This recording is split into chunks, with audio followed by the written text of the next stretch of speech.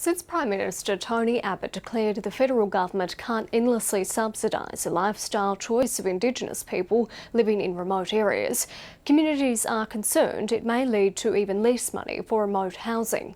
It's particularly difficult for towns like Elliott, which have missed out on new housing altogether.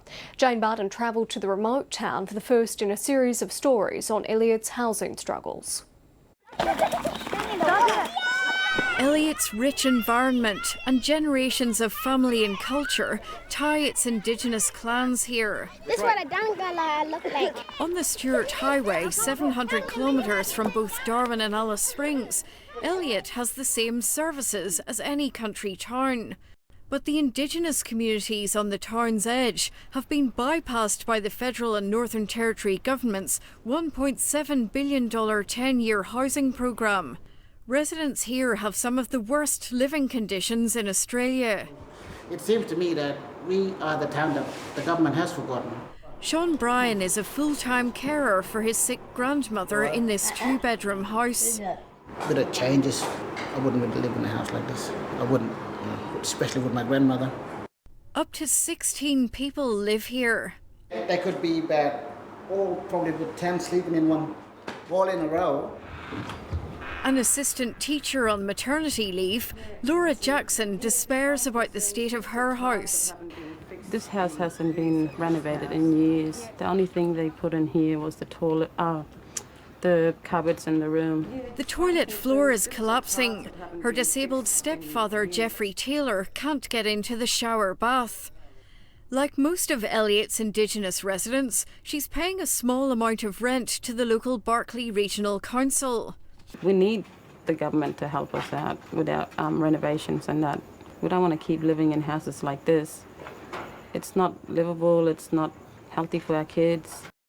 The rent money, and about $3,000 per house from the Northern Territory and federal governments, provides minor maintenance but not major repairs.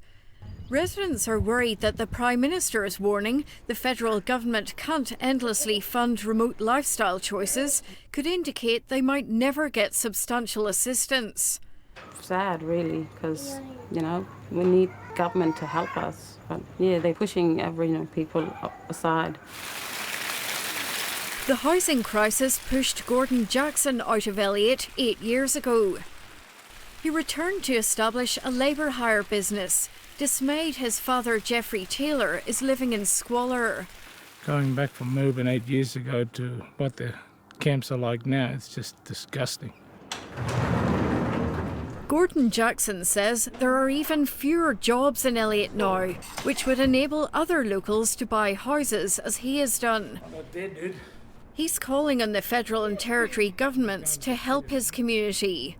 We vote for people like them, for us to help people like us. I mean, what's the difference with helping farmers? What do you have in Nutella? The contractor says his family won't be forced out. This is their land, their culture, this is their story. This place it's more than that. Elliott's residents are warning if the governments won't help, they'll eventually be forced back to living here in humpies or tents. Jane Bardon, ABC News, Elliott. And you can see more of that story on our new program Australia Wide tonight at 9:30 on News 24.